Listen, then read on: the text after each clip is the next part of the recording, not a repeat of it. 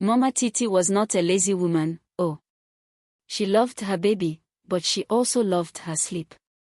She had just finished eating a big plate of pounded yam and egusi soup, and her eyelids became heavy. Just 5 minutes of rest, she told herself, placing baby Titi on a mat in the front yard. The sun was shining, the birds were singing, and before you could say ever going, Mama Titi was snoring like a generator. And not just any snore, oh. This was the type that could shake the roofing sheets. Even the neighborhood goats stopped chewing and stared. Boo boo boo, her snore echoed, making small children giggle and birds fly away. Titi, a small but adventurous 1-year-old, saw that Mama was deep in dreamland. She giggled, clapped her tiny hands, and crawled off the mat. The gate was slightly open, and before you know it, she was outside. First stop, Auntie Soda's vegetable stall. Titi pulled down a whole basket of tomatoes. Chai! Who did this? Auntie Sod screamed, her wrapper nearly falling as she jumped up.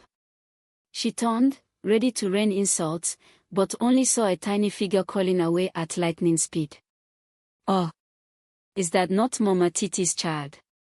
She started to follow but got distracted when her neighbor called her. By the time she turned back, Titi had disappeared. Next stop, Papa Chukwudi's goat pen. The goats had never seen anything like this before. Titi, fascinated by their tails, gave one a strong pull. Meh! The goat jumped and knocked over a basket of yams. Another goat got scared and ran straight into an old woman carrying a tray of groundnuts. The nuts scattered everywhere, and the woman shouted, "Thunder fire all these ye goats." Meanwhile, Mama Titi was still dreaming. In her sleep, she smiled. Oh, sleep is sweet, oh. In her dream, she was dancing at a big party, eating another plate of pounded yam with a big piece of goat meat. But suddenly, something felt off.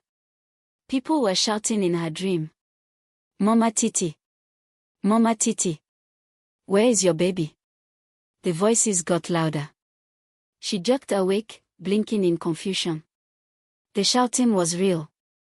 Titi! My Titi! She looked at the empty mat.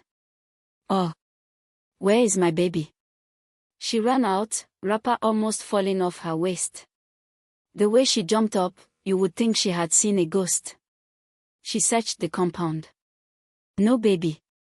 She ran to the road, screaming, Titi! Titi! The whole village came out. What happened? They asked. Titi has disappeared, she cried, her hands on her head. People spread out to search. Some checked the stream. Others ran to the market. Maybe she crawled to the akara cellar, someone suggested. Oh! Check behind the church, another shouted. That child is too sharp, she might be at the palm wine shop, an old man added, laughing. The drama became more intense when Mama Titi, now sweating like someone who had carried a bag of cement, started running in circles. God, please, let my baby not be used for money ritual, she wailed. The villagers, seeing her exaggeration, burst into laughter, but still, they continued searching. Baby Titi, on the other hand, was not done with her adventure. She crawled into the village palm oil processing area. One of the women pounding palm nuts paused. Wait, oh, what is moving inside that basket? They all turned. Just as one of them bent to check, Titi popped her head out and clapped her hands. Oh! The woman screamed and almost fell inside the palm oil pit. Is that not Mama Titi's child? Just as they were about to grab her, Titi, like a professional escape artist, wiggled out of their reach and crawled towards a group of boys playing football. One of the boys tripped over her and landed inside a pile of chicken poop. Oh! Who left small pikin here? He shouted, but Titi only giggled. Meanwhile, Mama Titi was now crying and rolling on the floor. Titi! My only pikin! If I find you, you will see what I will do to you. The village herbalist, Boba Oloy, who was watching the drama, shook his head and said, "Madam, your baby is not lost. She is just taking a tour of the village." The search party finally caught up with Titi at the village playground, where she had managed to climb onto a seesaw with the help of a curious dog. "Titi! My heart!" Mama Titi screamed, grabbing her daughter. But instead of crying, Titi laughed and clapped, as if saying, "That was fun." The whole village burst into laughter. "So now goat house you go hide," one man laughed. "This baby is a confirmed street hustler," another joked. Mama Titi carried her baby tight, whispering, "Never again. No more sleep when watching you." The villagers teased her for weeks, calling her "Sleepy Mama," and even her husband shook his head, laughing.